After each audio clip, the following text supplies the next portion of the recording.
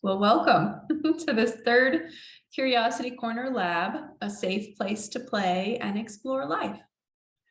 Today we don't talk about death, but we should. My name is Sarah Menzer. I live in Denver, Colorado, and I've been involved in the wellness field for over 20 years now.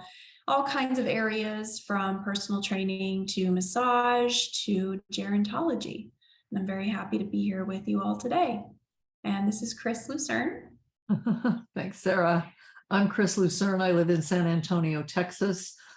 I have been in the personal and spiritual development field for over 30 years as an executive and personal coach and as a workshop creator and facilitator. So together, Sarah and I make up LifeWorks Academy, and we're really happy to present to you our once-a-month program, the Curiosity Corner Lab.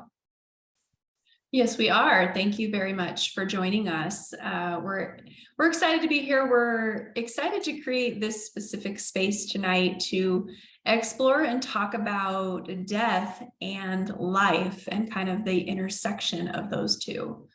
One thing I think that we can probably all agree on is that death brings up really uncomfortable emotions for most people.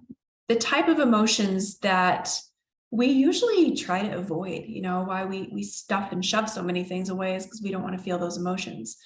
So we just want to say that if you find yourself, as you're listening to this and thinking about the things we're doing and going through them, if you find yourself having challenging emotions, this is always a safe space in our labs to feel those and let those be. And really the key is just that, letting them be and breathing.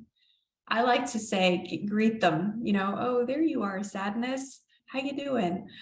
So really giving them permission to just be okay without judgment. Mm-hmm. So given that, in this session, we're going to do three things. First, we're going to talk about two different cultures and how they address death in very different ways. One of them is the United States culture, and the other one is a specific culture in Indonesia. And then we're going to explore how acknowledging death as a part of life really can ease our journey, and it can, in the end, brighten and expand our life. And then finally, we're going to walk you through an experience, a practice to help you explore your own mortality, and in that process, bring gratitude and help you understand how meaningful your life really is. That's what death, accepting and exploring death can really do for us, is help us understand how wonderful and miraculous each of our lives are. So let's start with this quote. Chris and I both this is a great movie if you haven't seen it. This is a quote from the movie It's a Beautiful Day in the Neighborhood about Mr. Rogers' life. So you know that death is something many of us are uncomfortable speaking about. But to die is to be human. And anything that's human is mentionable. And anything that's mentionable is manageable. We really love this quote and couldn't have come from a perfect teacher in our world. We think these are really wise and true words. Like most everything in life, we can work to understand death and why it happens. Most people in our United States culture have a really deep aversion and fear of death. And this happens for many reasons. So we're going to talk about a few of those reasons. And now Chris is going to lead us off on the first reason. Okay. So fear is what's at the root of why we don't talk about really anything that we don't want to talk about. It's fear that's there. So not only, in this quote where Mr. Rogers is referring to death specifically, but this is true for any topic that you're afraid to speak up about with another individual or whatever, that when you move past that fear and put it out into the space, and then the fear begins to fizzle a little bit. It's sort of like sticking a pin in a balloon. You have this, blow up your balloon, and you have your balloon, and then you stick the pin in it and it flies all over and it fizzles out. That's what happens when we allow ourselves to breathe with that fear and then speak about what we don't want to speak about. So you don't have to take it from me. I would just suggest that you try it out in your own life and see how miraculous it is to speak what you're afraid to speak and what changes. So fear is a natural part of life. We have fear from the moment we're born till the moment we die. It's part of our biology. It is controlled by the reptilian portion of the brain, and the purpose of fear is it's to perceive danger. What's going to happen that I don't want to have happen, or that I think I can't handle, is going to happen. But fear is very much about the future of what is going to happen or what isn't going to happen. And fear is designed to keep us safe, basically. So it's a moment that we pause when we're scared, breathe with that fear. Hello, fear, I see you, like Sarah says. I see you, welcome. Breathe with that fear. And then go ahead and make a decision of how you're going to proceed, rather than letting fear just stop you. So fear makes us pause or stop before we leap. But often it paralyzes us and keeps us from living the lives we want, or getting what we want, or saying what we want. So that's the basic reason of why we don't talk about it. We're afraid of the unknown, and often afraid to go there. So along with this, we all have many, many, many beliefs, some of them that support our lives and some that don't support our lives, that are more what we would call limiting beliefs. But we have thousands and thousands of beliefs as human beings that are formed in three primary ways. The first way is through our family of origin and extended families. Through their actions or inactions or reactions, they conveyed to us what they believed death and dying was about. So if you were a child and there was a death that occurred, any death, in your parents' life, then however they reacted to that, that's what you saw. And they may have also been spoken messages to you of how you should believe about death, or how you should treat death. But you arrived at it through your upbringing, through your conditioning. So that's one way. So then the second way is through our society, our culture. We all share collective beliefs, or not. I'm not going to say all, because that would be impossible. But the majority of us share collective beliefs about what death and dying is about. Like, for instance, we'll get into this a little bit later. Death is about when somebody dies, you get them to the mortuary and away from you as quickly as possible, so that nobody has to look and deal with the body. For instance, that's one thing that we think about death, and we'll talk more about that. So we've got our family of origin, our extended families that are showing us how to believe, our society and culture that's influencing how we believe, and then, of course, our religious affiliations, whatever that is for you, if you have any of those, they tell you how you should believe, and we come to accept that. And then, we have experiences along our life that are also influencing our belief system. So these belief systems are very nuanced within each of us, where, even though we believe similarly, there's a little bit of difference, and that's fine. That's how it should be, but we all have them. And, the bottom line is that death fears, like all fears, are directly linked to what we believe. And we have specific stories that we hold, like, death is awful and it shouldn't happen, and it's always a tragedy, and it's horrible, horrible thing. That's a very common reaction that we have in our culture. What's true is death is the end of the continuum. We have birth and we have death, and our life is all lived here. But birth is the beginning of the continuum that we'd only get on because we were born. And then death is the end of it. And it's as natural a part of our life as birth is. And that's what we want for you, is to get to this point of being able to know in your mind and your heart that death is as natural as life and birth. So, get away from the "isn't it awful" and "what a tragedy." And then sometimes, we have stories like, we think we're not going to be able to handle the death of a loved one, or our own death. So that's that fear. Oh no, I'm not going to be able to handle their death. What will I do? I'll fall apart. All that sort of thing. That doesn't help anyone. Okay. And, or my own. So we avoid these conversations. So tonight, and you can think of the fear as resistance, okay? A pushing up against, information is coming my way and I'm going to push up against that, that. And it is the actual resistance that makes things hard. So when we bring something into the light of the day, again, it begins to fizzle just like that balloon.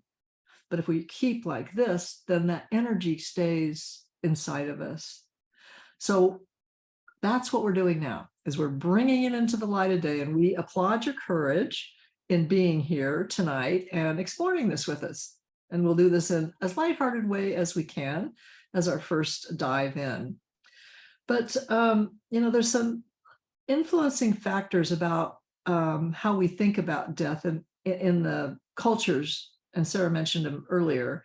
So we have our individual stories and all that, but then we have how our culture is put together. So we want to show you tonight 2 images from 2 different cultures of belief system, so that you can begin to get a sense of, oh, this is how we're put together, this is how they're put together. So this is our first image. This is a piece of art that was created in 1908 by Gustav Klimt, an Austrian-born artist. And there's a story here about death. And I think there's a lot of things to see in here. So as you look in here, what do you see? Just kind of notice here. What do you see as you take a look? There's a lot to see. Mm-hmm. Yeah. So what are some of the things that you notice, Sarah? The first thing that jumps out at me, for sure, is all the people on the right side, it's very light coloring. They're all they look nice and cozy and comfy. And then you have this very dramatic space between them. And then death in the dark robes with whatever this is that's going on. They have very different feel between, I guess, what I'd call life and death. Yeah. Oh, that's a good point. So yeah, so everybody, all of you that are watching this, see if you can just feel that difference of noticing when you look at the images on the right, that you feel something a little different than when you look at the image on the left.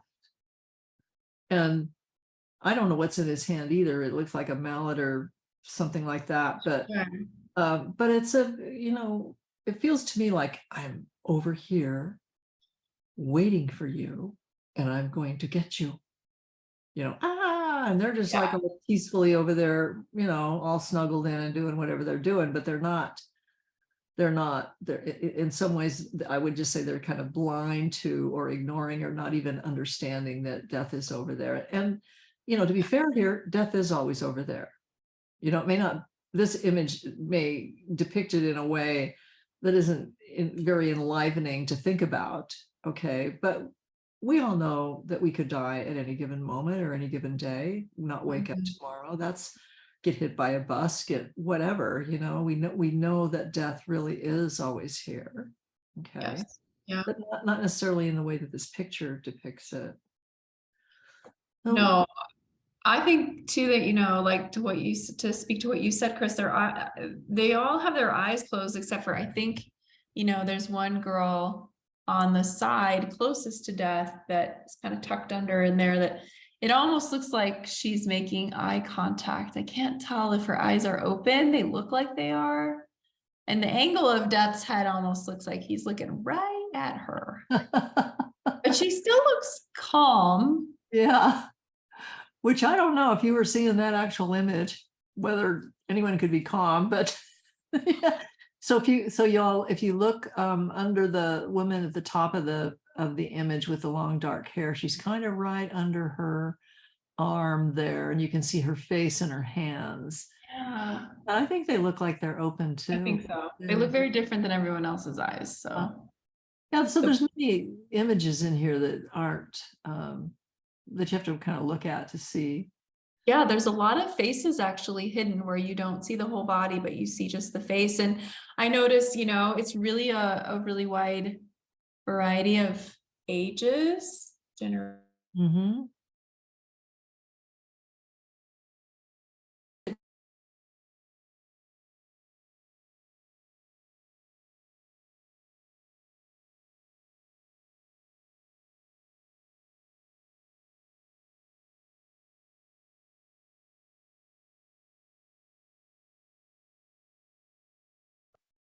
yeah. Yeah, so, I don't know what we end up making of this, the on death, you see those crosses and circles and symbols. Of course, symbology is something, it's something interesting to study, but um, they, Yeah. I'm guessing they mean whatever the viewer makes them mean. So for instance, if you're raised in the Christian tradition, the crosses mean one thing.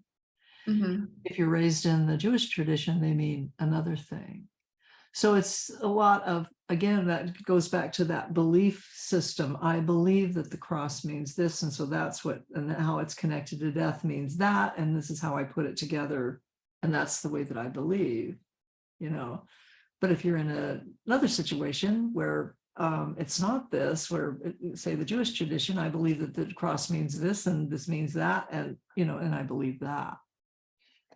So yeah, just another little nuance of how our beliefs are creating our perceptions.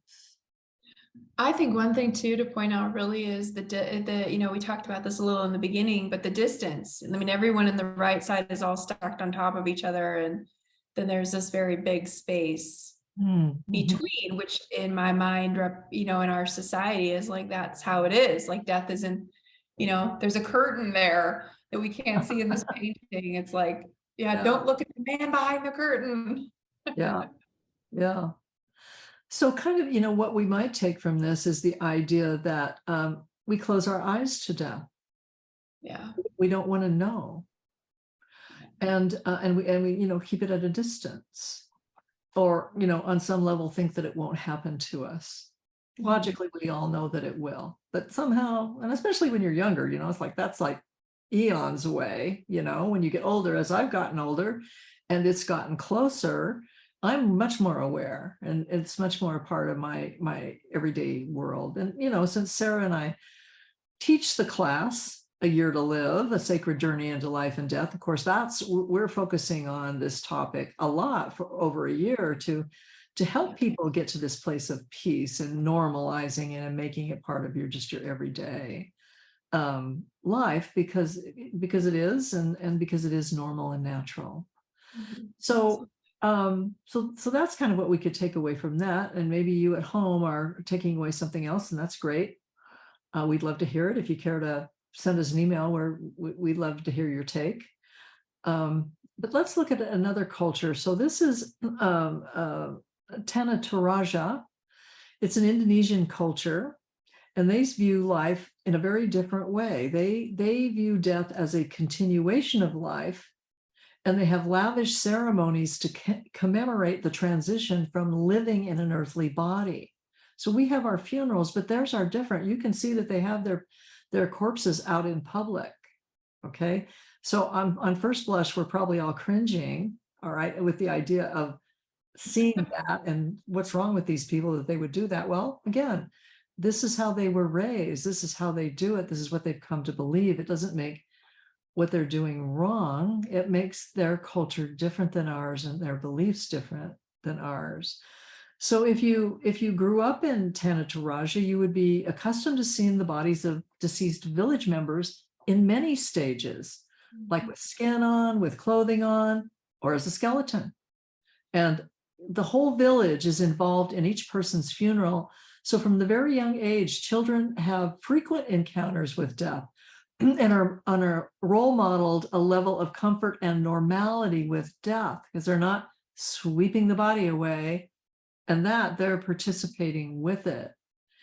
And their funerals can last anywhere from days to several weeks, and the families will save up for long periods of time to be able to afford the funeral that they want to give, you know.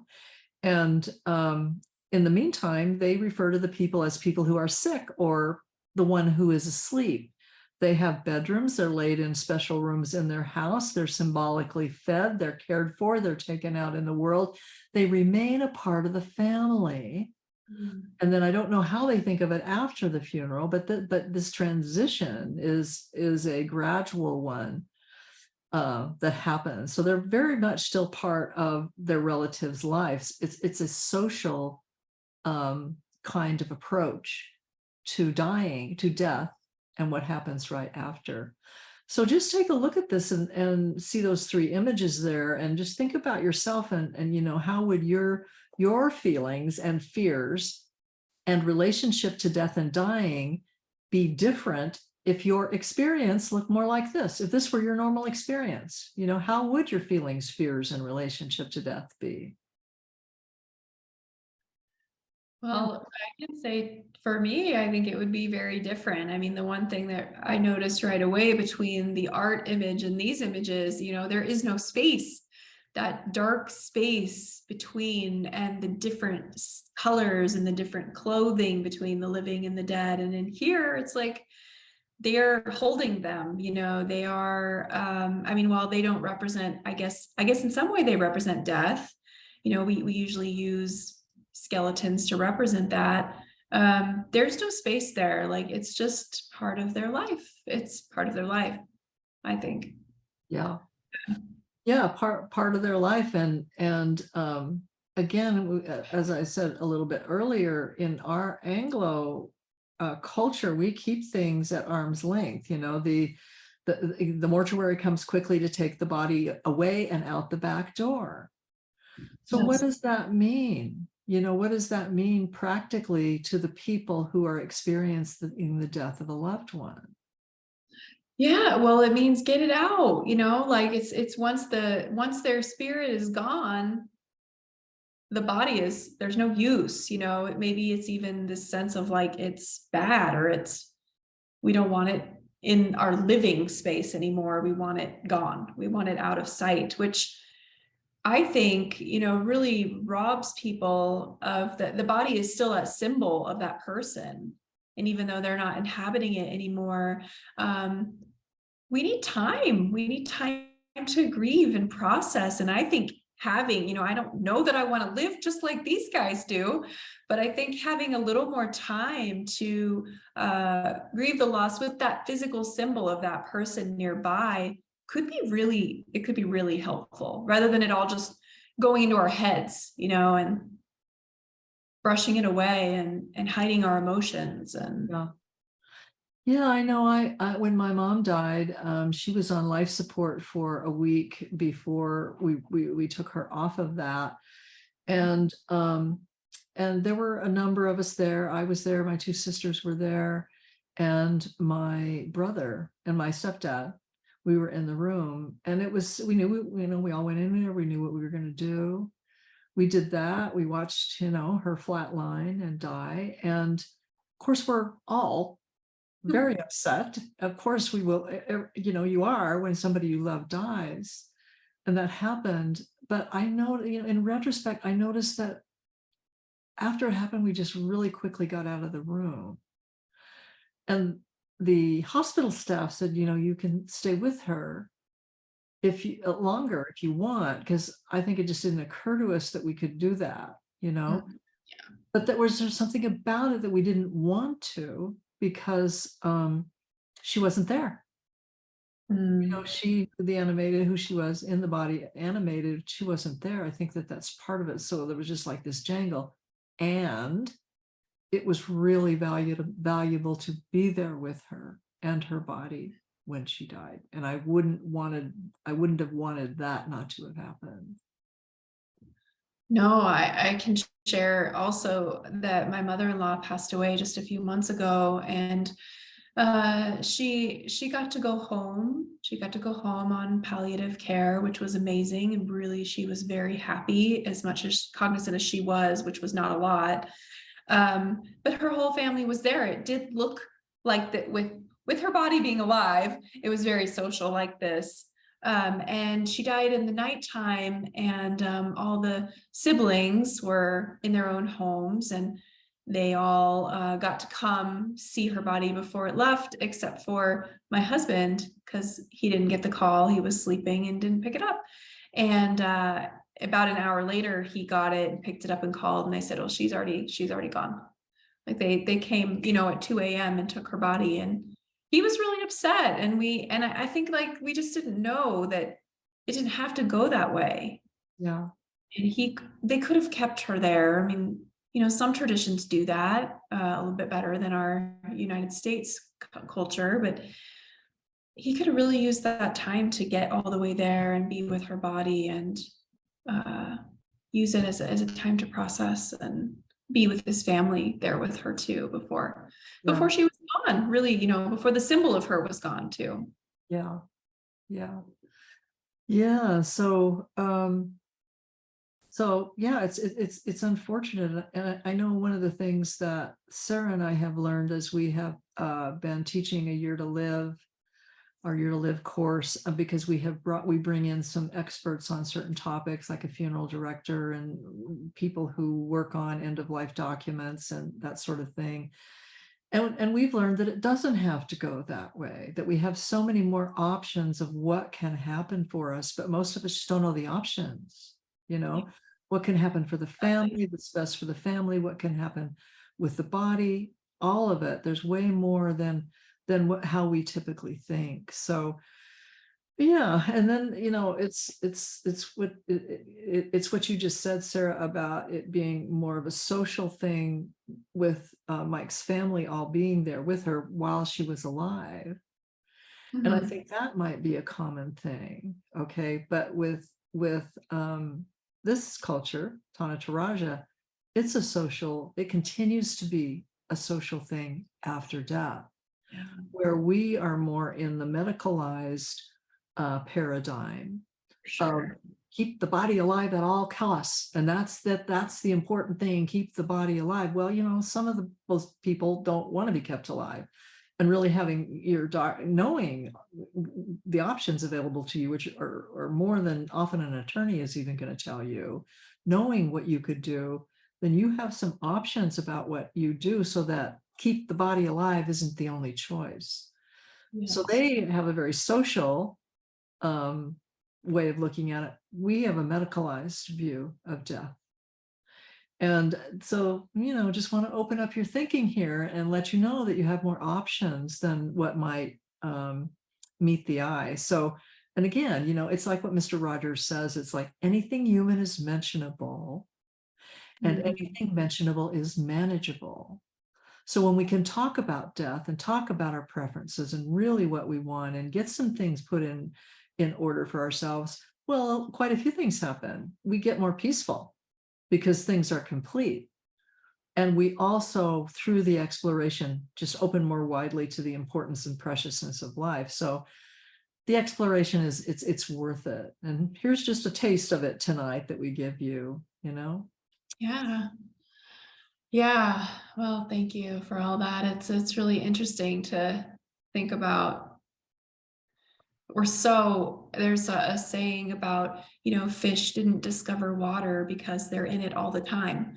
So when we're swimming around in some culture that we don't even know is there until somebody points it out, till we see pictures of Tanam Taraja and go, whoa, that's not the water we're swimming in. We're in very different water. What is our water like? So that's a lot of what we do in our Year to Live course, as Chris has said. The other thing that we really do to really focus on death and make it more a part of life is to talk about impermanence. And because impermanence is it's the path, it's the road in, it's a softer road in to accepting and allowing death and dying. One thing that we know for sure 100% is that we're all going to die. We're all going to experience dying and death. And we really don't know what it will be like. Um, we also know that because we all die, that death and dying are ordinary and usual. And even, that message is even clearer in this image in Tanataraja, because it is a part of their life in this village, where it doesn't matter if it's your family member or not, you're still going to be involved. So it's common, it's normal. It's as normal as things like standing and taking a picture, sleeping, loving, having emotions, and going through change. Those are all things that we know we are going to experience in our lives. Yet some of those things I just listed, we fear them a little bit less, especially as we grow older and we become resilient and we know what we're capable of and we have experiences. Then we're a little bit less afraid of things like change, or we get used to having emotions and get comfortable with showing them, or loving, or sleeping, which we all hopefully love to do. But because we really have such little experience with death, especially compared to cultures like this, and most of us don't have any personal experience with death, it can be really a scary thing. The unknown can be really scary, and we can put a really bad mask on it and shove it in the closet because we don't know it. We don't have an experience with it. So I imagine death, like life, just like life, it'll be different for every one of us. And we have no way of knowing what that will be like. So that's why we offer this opportunity to think about it, to talk about it. And that takes some of that edge off, takes some of that initial fear off, because we've thought about it. We've spent a little bit of time with it. So we use the law of impermanence as our teacher. The law of impermanence is about the fact that everyone only lasts, and everything only lasts for a limited period of time. Everything. Some things last longer than other things, but anything you can think of, all things in the natural world, all physical things that are man-made, cars, houses, chairs, lamps, eventually all of it will go away. And we see this through the cycles of nature, right? The trees and the leaves change. We see this as babies are born and people die, and including us. We're just a part of that cycle. So the law of impermanence helps us know loss, death, and life a little bit better. It's a really perfect teacher because it is around us all the time. And we don't have to just think about it as our own process or as our loved one's process, but as the process, just a law of life. Just like on the earth, we have gravity. We also have impermanence. So there's can I add one thing, Sarah? Yeah, of course. Okay, so a way that you kind of pragmatically that you could think about impermanence is through thinking about a sunset. So y'all have sat and watched a sunset, and when it's a beautiful one, that means that there's clouds, in the sky. So what you're watching with that sunset is this moment, it looks like this. And this moment, it looks like that. And this moment, it looks like that. So that moment is there and it's gone and it's never to be repeated. That sunset will never be repeated. So to bring it to you, think about your hands, okay? And think about what your hands look like when you were a baby. Okay. And then what did your hands look like when you were 15 years old? And then what did your hands look like at 30? And then depending on how old you are, 40, 50, 60, 70, I mean, your hands have changed. So even your hands are changing, your body is changing all of the time. Nothing is static, nothing is permanent. Everything is constantly moving. And when we make peace with the law of impermanence, we make peace with death and letting go and letting things be as they are. So thanks, Sarah. Yeah. So Rosie Joan Halifax is a Buddhist chaplain, and she has a book called Being with Dying. It's a fantastic book. She has spent a lot of time at the deathbeds of people, and she says this, which it's a lot to take in, so we'll take it slow. Accepting impermanence and our shared mortality requires loosening the story knot. Letting go of our concepts, our ideas, and expectations around how we think dying ought to be or not be. It calls us to practice dying. This is to let go, surrender, and give way. In the best of worlds, to practice generosity. We can do this now at any time. We can start practicing dying. And if we do, we might also start perceiving the interdependence of suffering and joy. That life and death are not separate, but intertwined like roots deep in the earth. Could chew down on that for a day. Yeah, there's a Or lot to two, take in there. or forever. Beautiful thought. So when we open to the impermanence of the world, the sunset, like Chris said, the changing tides, the flowing seasons, just think about the people who've come and gone from your life and the cycle of life from birth to death for ourselves and for everything else. What really pours forth for me is this profound gratitude that it's ever even existed at all. And then on top of that, knowing that something is precious, like that fleeting sunset, and that it won't last forever. It draws us and it brings us into this place of savoring what we have while we have it. You know, the blooming flower in the garden, the little snuggly baby on your chest, or the moments of laughter with friends.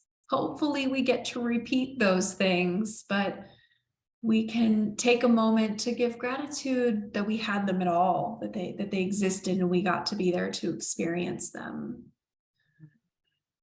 When we embrace death as a part of life and begin to accept this idea that we will lose the people that we love, and in time, we will lose our own lives. When we do that, we can give permission to ourselves to feel the real emotions of loss. And then from that real emotion of loss, shift into a real emotion of gratitude for what we have. That's the real beauty of exploring. I mean, there's lots of amazing things about exploring death and bringing it into being a part of life, but that's really one, is the shift into gratitude and for what we have. You know, in each moment, this breath, a smile, this hug with someone you love, this vacation, this opportunity. Oh. Yeah, I can see that, Sarah, that for me, because I've lost a lot of people at this stage of my life, and love is at the core of all that grief. Yes. The grief wouldn't be there. And so then how could that be a bad thing? How could grief be a bad thing when love is at the core? And then gratitude is right there with it. You know, I'm grateful that I had my mother, you know, and who she was and what I learned from her. And, you know, and I think that we can all say that. And so this, what Sarah and I are advocating for in A Year to Live, is really getting more mindful of the preciousness of your life and the great abundance of gratitude that you could be expressing all the time. Mm-hmm. Yeah, yes. The leader poet and Stoic, Marcus Aurelius, said this is a great quote.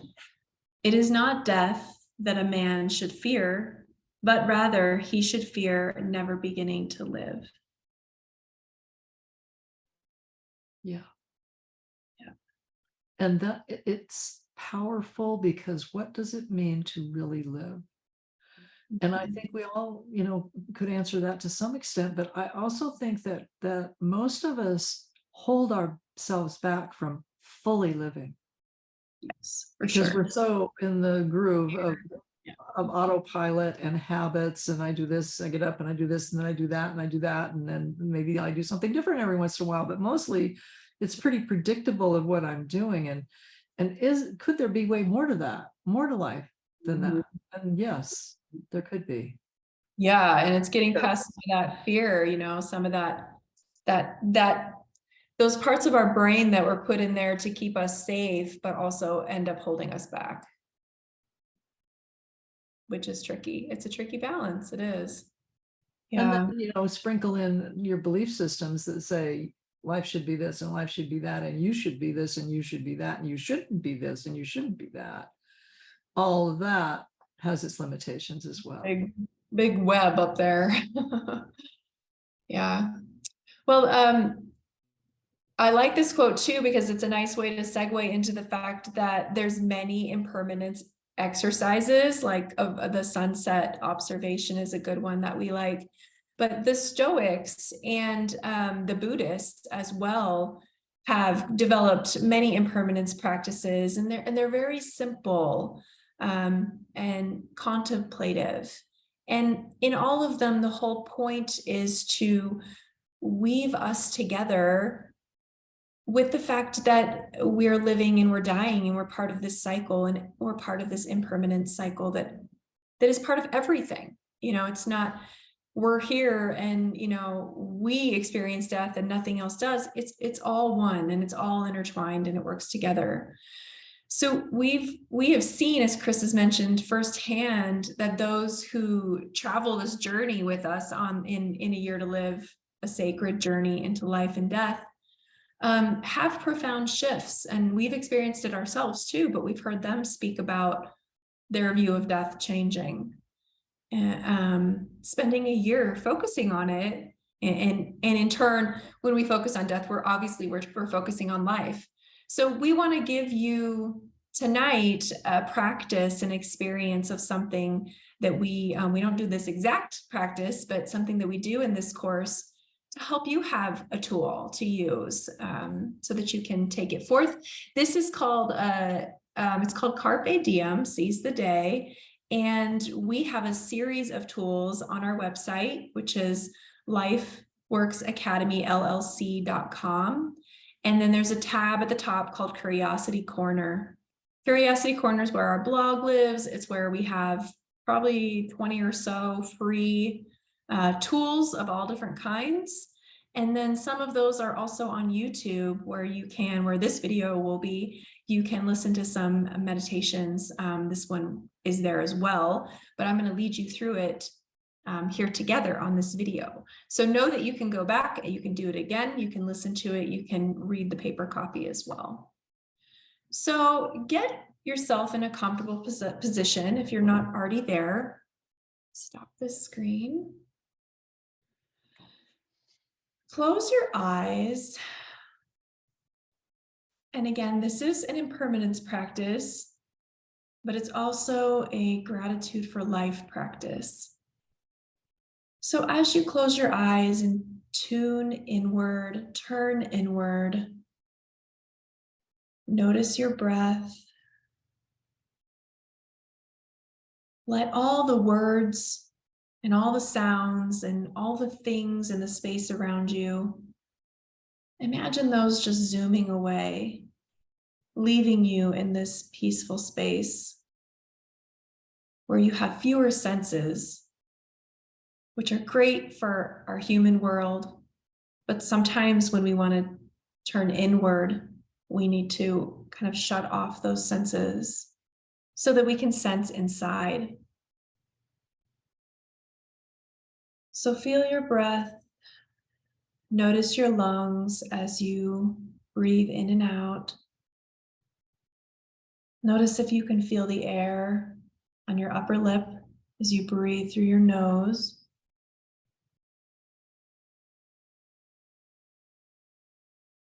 Let your shoulders fall away from your ears.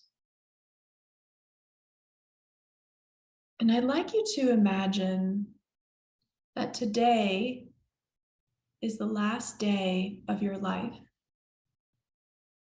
Now, you might be at the beginning of your day watching this, You might be in the middle or near the end. It's all okay. But this is the last day. And in a moment, I'm going to ask you to travel back to some things you've already done today.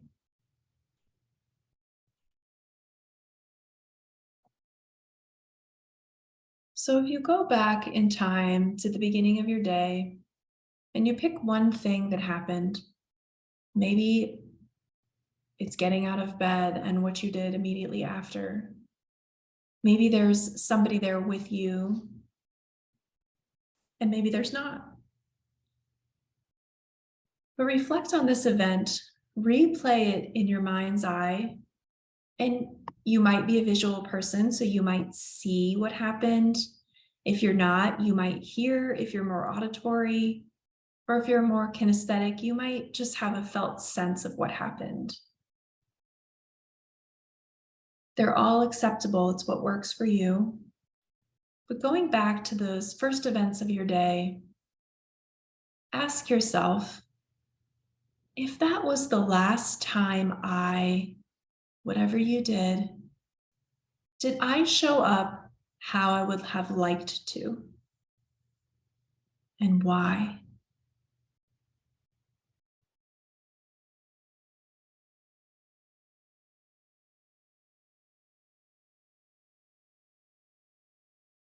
If you had the opportunity to go back, to rewind and play that part of your day again, to do it over, would you do it? And what would you do differently?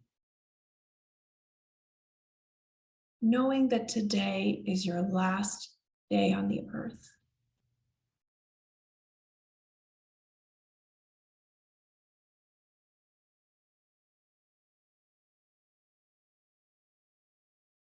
Is there anything in this event that you might have missed because you weren't present, because your mind was elsewhere? Did you miss anything? And if so, was it important?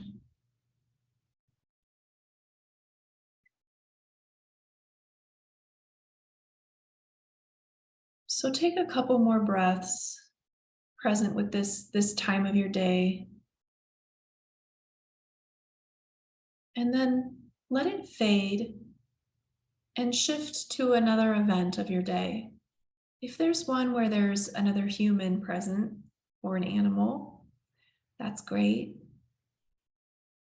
And again, think about if that was the last time I walked my dog, read a book to my child, said goodbye to my spouse as I walked out the door. Did you show up how you'd like to? If so, why? And if not, why?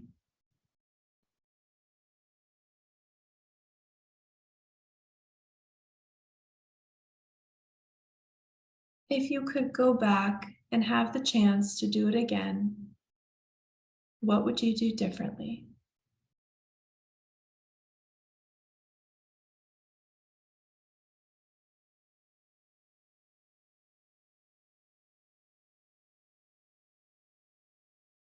And as you breathe, just hold this space.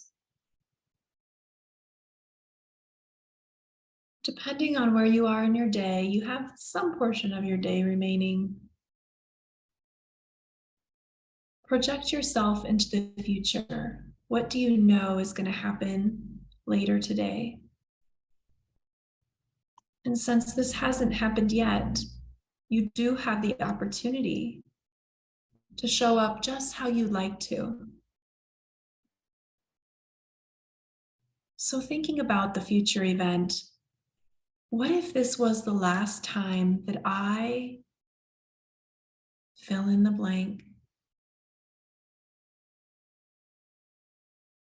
What do I need to do to have deep satisfaction that I showed up as my best self?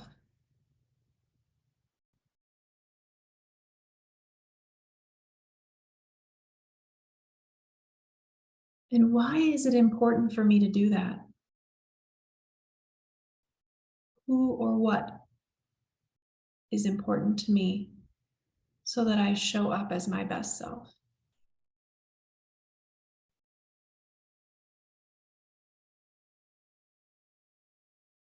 And thinking about the future, what will I be grateful for in these future moments? What will I savor knowing that it's my last time?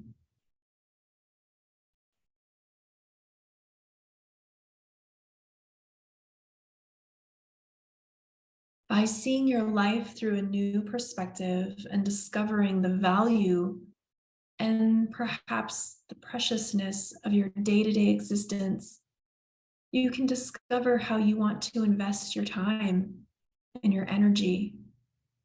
You can discover what matters most. And you can have the opportunity to cultivate gratitude.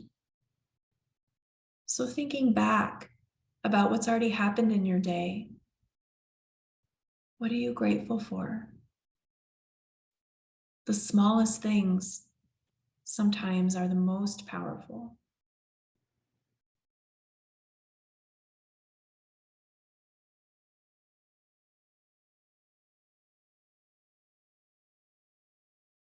What do you want to be grateful for? What will you focus your gratitude towards into the future?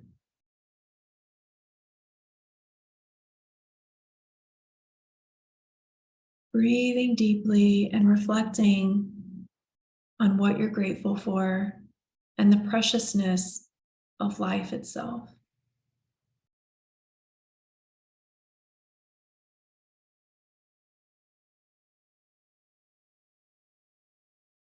Feeling that gratitude filling you up, knowing that any day, any moment could be your last one, showing up as your full, whole, authentic, grateful self is a gift you give yourself, but also a gift you give others.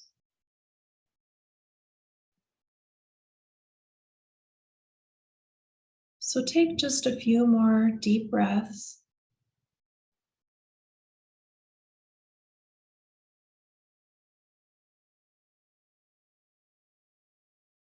And then slowly begin to let the outside world be noticeable to your senses as you think about opening your eyes, coming back to this workshop.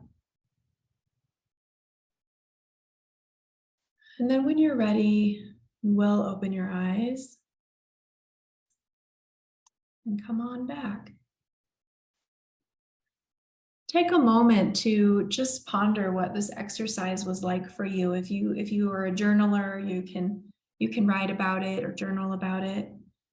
And then I'd ask you, Chris, what was that like for you? Well, it was lovely. And I always love being led through visualization with you, you know. I think always it's for me, and I experienced it this time too, is just really wanting to be more present. Mhm. So, noticing this morning an interaction that I had with my partner where I was distracted, part of me was not there, Mhm. and I could have been. I didn't need to be off thinking about something else. I could have paused and just been Yeah. fully there, and that would have been a better experience, I Mm. think, for both of us. So that's, if I were going to look like kind of towards regret, it would be Mhm. that and opportunity, because there is kind of the two sides of that. Yes. Um, yeah, so it was nice. Mhm. Thank you. Yeah, you're welcome.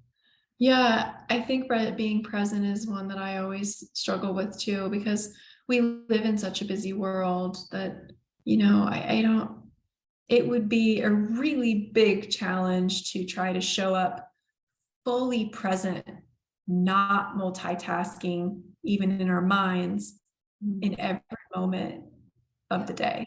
I mean, that would be its own mindfulness exercise. It would be an Well, immense. it would be. So, I don't know whether I will ever, not to compare myself, but to compare myself, I'm pretty sure I'm never going to be the Dalai Lama and some of the big dogs like, Tara Brach and Jack Cornfield and the people who've been practicing a long time to be able to do that, I'm sure that they wouldn't even say that they do it 100%, but it would be amazing. And it's certainly a goal. Life would be much more rich with presence. Absolutely. We'd probably get less done, but what we did get done would just be that much juicier, like that much more, And enjoyable. cool. Yeah. Yes. Yeah. Even if it is doing QuickBooks, that could even be more enjoyable with presence. So, so thank you for that. And again, just to reiterate what Sarah said, this visualization or one similar to it is located on our website for you to repeat. There's also a written tool for you to read, and there's a blog on this topic. And they're all on the link Curiosity Corner, the Curiosity Corner tab on our website, lifeworksacademyllc.com, where you'll find a bunch of other resources too. So we will be starting another course of A Year to Live, a sacred journey into life and death, and would love for you to begin thinking about joining us. And we do introductory workshops from time to time if you wanted to learn more that way or have a one-on-one conversation with either of us. We're happy to do that as well. But it's a pretty amazing thing to commit to a year of really giving a gift to yourself of changing your relationship with death and dying, and changing the way that you approach some of your relationships, and having your stuff in order. And these are the three objectives that we do in that course. So we're focused first on death and dying for the purpose of becoming so peaceful with it that it's a normal and natural conversation. It's the end of the continuum of our earthly life. And when we really get to this place of peace, we do open more widely for life. So if I would say in A Year to Live is more about living than it is about dying. This is the path, part of the path where we help you get there. So then the second objective is life completions. This is about finishing business in several areas of your life. The first is relationships, and that is to identify and nurture those that are most important to you, to let go of those who no longer serve you, and to make peace with all people, alive or dead, so that you have no resentments, no regrets, and leave nothing left unsaid. That's a big game changer.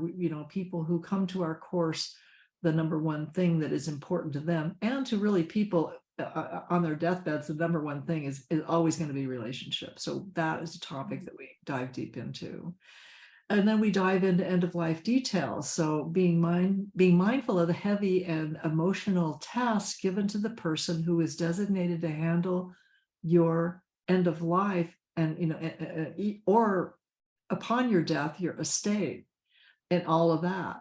So it's making sure that you have your ducks in a row, not only your estate, your will, and your estate planning, but everything else, the directives and different things, so that you can relax. You'll know your people are taken care of, and you will get what you want done. And then the last thing is your bucket list. So we want you to make a giant bucket list as big as you want, and then to choose some items within that year that you will handle. Again, we're talking about living life. And then the third objective of A Year to Live is live from your essence. So your essence is your true nature. It's who you are. It's also called authentic self, spiritual self, real self, highest self, lots of different words for essence, but it's your true nature. Which is guided by love and wisdom and the very best within you. So those times when you are really on and really feeling the flow and doing, connecting, and it just is really a juicy feel good moment, those are moments when you are living in essence. And so we're teaching that skill of how to get there. We have many ways of getting there through what we call our sacred practices.